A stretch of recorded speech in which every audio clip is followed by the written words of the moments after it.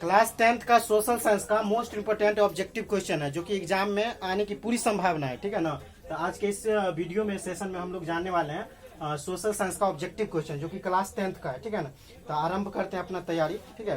क्या है पहला, बोल्शेविक क्रांति कब हुई थी? नवंबर 1917 में हुआ था। तुम लोग सिर्फ सुनोगे, ठीक है ना, बोलोगे नहीं। बोल्शेविक क्रांति कब हुआ था? नवंबर 1917 में। हिंद चीन पहुंचने वाले प्रथम व्यापारी कौन थे? पुर्तगाली थे। असहयोग आंदोलन का प्रस्ताव कांग्रेस के किस अधिवेशन में पारित हुआ? तो सितंबर 1920 कोलकाता। आप क्या कीजिएगा कि हम जो बोल रहे हैं उसको लिखिएगा अपना कॉपी पे, वीडियो को पॉज करके। ठीक है ना। सोपानी कृषि किस राज्य में प्रचलित है? तो उत्तराखंड में।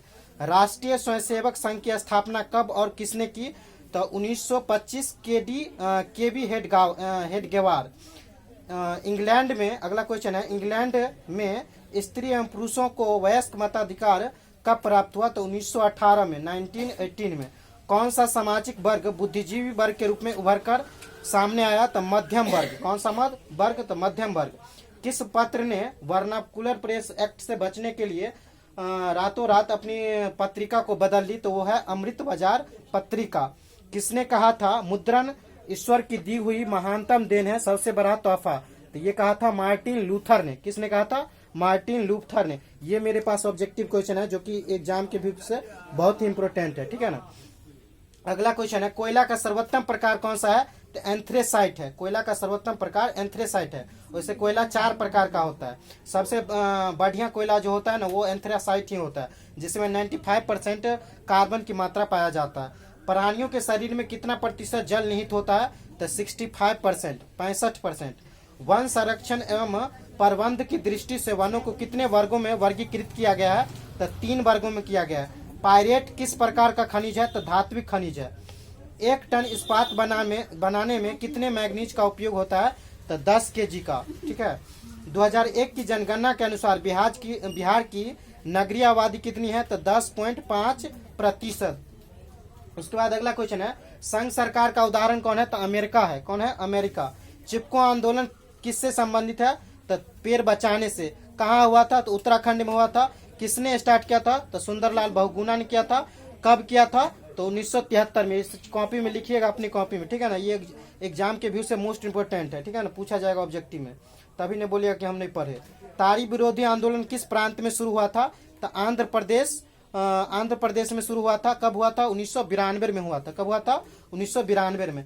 किस देश में मिश्रित अर्थव्यवस्था है? तो अपना इंडिया में, भारत में। राजनीतिक दलों की नींव सर्वप्रथम किस देश में पड़ी? तो ग्रेट ब्रिटेन में। ठीक है। निम्न में से किसे पिछला राज्य कहा जाता है? तो ये कहा जाता है बिहार को। किसको कहा जाता है? बिहार को। शेयर बाजार की नियामक संस्था कौन है? शेयर बाजार की नियामक संस्था कौन है? तो सेबी है। SEBI, सेबी।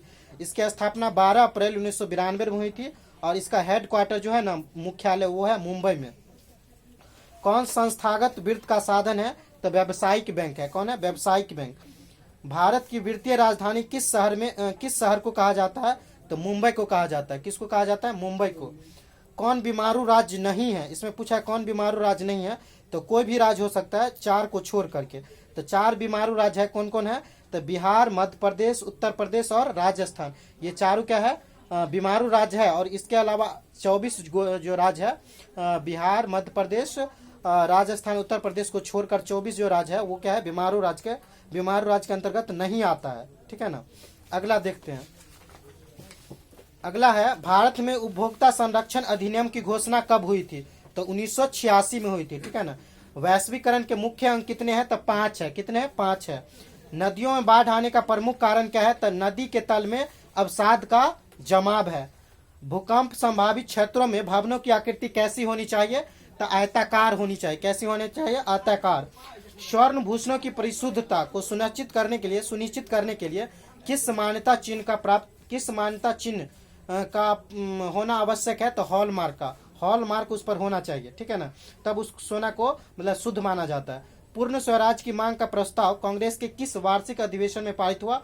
तो 1929 के लाहौर अधिवेशन में। 1929 के लाहौर अधिवेशन में। भारत के लिए पहला फैक्ट्री एक्ट कब पारित हुआ? तो 1881 में। 1881 में। वल्लभ भाई पटेल को सरदार की उपाधि किस किसान आंदोलन के दौरान पड़ी? तो बारदोली आंदोलन के दौरान पढ़ी, ठीक है ना। और वहाँ के महिलाओं ने वहाँ मतलब ये सब उसको उपाधि दिया था, सरदार की उपाधि, ठीक है ना। सरदार वल्लभ भाई पटेल को, एक और क्वेश्चन आता है, सरदार वल्लभ भाई पटेल को आयरन मैन भी कहा जाता है, ठीक है ना। आयरन मैन लौह की तरह किस व्यक्ति को कहा जाता है, तो सरदार वल्लभ भाई पटेल को ही। पूंजीपति वर्ग के द्वारा किस वर्ग का शोषण हुआ था, तो श्रमिक वर्ग, जो मजदूर होता है। भूमंडलीकरण की शुरुआत किस दशक में हुई थी, तो 1990 के दशक में। फिर अगला क्वेश्चन है, गुटेनबर्ग ने सर्वप्रथम किस पुस्तक की छपाई की थी, तो बाइबिल की थी। किसकी की थी, बाइबिल की। विश्व में सर्वप्रथम मुद्रण की शुरुआत कहाँ हुई, तो चीन में हुई। उसके बाद है, मेढक के प्रजनन प्रक्रिया को बाधित करने वाला रसायन कौन सा है, तो बेंजीन है, बेंजीन, ठीक है।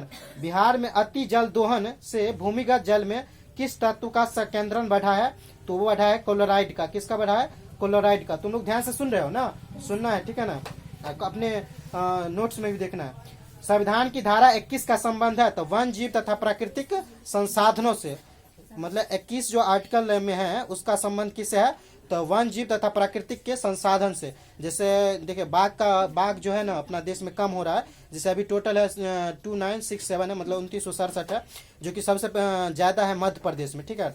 तो इसी को बढ़ोतरी के लिए प्राकृतिक को क्या किया गया है, सुरक्षित रखने के लिए आर्टिकल नंबर 21 में चर्चित है, ठीक है ना। अगला क्वेश्चन है, बिहार में कितने प्रतिशत भौगोलिक क्षेत्र में वन का फैलाव है, मतलब कितने प्रतिशत एरिया में वन है, मतलब पेड़ पौधा है, तो 15%, ठीक है ना। एल्युमिनियम बनाने के लिए किस खनिज की आवश्यकता होती है, तो बॉक्साइट की। देखो बिहार में क्या है, 15% में, 100% में 15% में क्या है, मतलब पौधा है, पेड़ पौधा है। तो आप लोग को क्या करना है, हम सभी को क्या करना है कि पेड़ पौधा और ज्यादा से ज्यादा मात्रा में लगाए, जिससे क्या होगा कि मतलब हमारे वायुमंडल जो है वो क्या होगा, शुद्ध होगा तो ऑक्सीजन मिलेगा, जो कि शुद्ध ऑक्सीजन मिलेगा तो हम लोग अच्छी से अच्छी नींद या अच्छा जिंदगी जी सकते हैं और बीमार नहीं पड़ेंगे, ठीक है ना। एल्युमिनियम बनाने के लिए किस खनिज की आवश्यकता पड़ती है, तो बॉक्साइट की पड़ती है। उसके बाद भारत के किस राज्य में सौर ऊर्जा के विकास की सर्वाधिक संभावनाएं हैं, तो राजस्थान की है। कौन छोटे पैमाने का उद्योग है, तो खिलौना उद्योग। बिहार के सीमा में रेल मार्ग की कुल लंबाई कितनी है, तो 6283, मतलब 6283 किलोमीटर है, ठीक ना। सत्ता में साझेदारी सही है, क्योंकि यह क्या करता है, देश की एकता को कमजोर करती है, ठीक है ना, देश की एकता को कमजोर करती है। 1975 भारतीय राजनीति में किस लिए जाना जाता है, क्योंकि देश में आपातकालीन लागू हुआ था, आपातकालीन इमरजेंसी जो होता है वो लागू हुआ था। कब हुआ था, 1975 के लमसम में हुआ था, 1975 है, ठीक है ना। और उस समय मतलब भारत के प्रधानमंत्री कौन थे, तो इंदिरा गांधी थी। भारत में संपूर्ण क्रांति का नेतृत्व किसने किया, तो जयप्रकाश नारायण ने किया था, जयप्रकाश नारायण, ठीक है ना। इसको याद रखना है, संपूर्ण क्रांति का नारा किसने दिया था, यानी क्रांति किसने स्टार्ट किया था, तो जयप्रकाश नारायण ने किया था, ठीक है ना। ये क्वेश्चन मोस्ट इंपोर्टेंट है बिहार के व्यू से, बिहार बोर्ड के व्यू से, ठीक है ना, बोर्ड के व्यू से। नर्मदा घाटी परियोजना किस राज्य से संबंधित है, तो ये 3 राज्य से संबंधित है, जो कि है गुजरात, महाराष्ट्र और मध्य प्रदेश से है, ठीक है ना, एमपी भी बोला जाता है उसको। किसे लोकतंत्र का प्राण माना गया है, तो संविधान को माना गया है, उसमें भी डॉक्टर भीमराव अंबेडकर संविधान आर्टिकल नंबर अनुच्छेद नंबर 32 है, उसको माना गया, ठीक है। दल बदल कानून किस पर लागू होता है, तो ये सांसदों और विधायकों पर लागू होता है। जनता दल पार्टी का गठन कब हुआ था, तो 1999 में हुआ था, 1999 में। 1999 में ही कारगिल युद्ध भी हुआ था। कौन अर्थव्यवस्था के प्राथमिक क्षेत्र में सम्मिलित है, तो कृषि क्षेत्र में, ठीक है। जिस देश की प्रति व्यक्ति आय सर्वाधिक होती है वह देश क्या कहलाता है, विकसित कहलाता है, ठीक है। बिहार के किस जिले की प्रति व्यक्ति आय सर्वाधिक है, तो वो पटना है, जो कि बिहार की राजधानी है, ठीक है ना, इसलिए वहाँ ज्यादा है। तो इस तरह से हम सोशल साइंस के कितने क्वेश्चन देख चुके हैं, 50 क्वेश्चन देख चुके हैं, ठीक है ना। और 5-6 या 10 एक्स्ट्रा भी हो गया होगा, जो कि एक्स्ट्रा पॉइंट के अंतर्गत आता है, ठीक है। तो आपको क्या करना है, इसको अच्छी तरह से लिख करके और याद कर लेना है, ठीक है। Thank you, best of luck.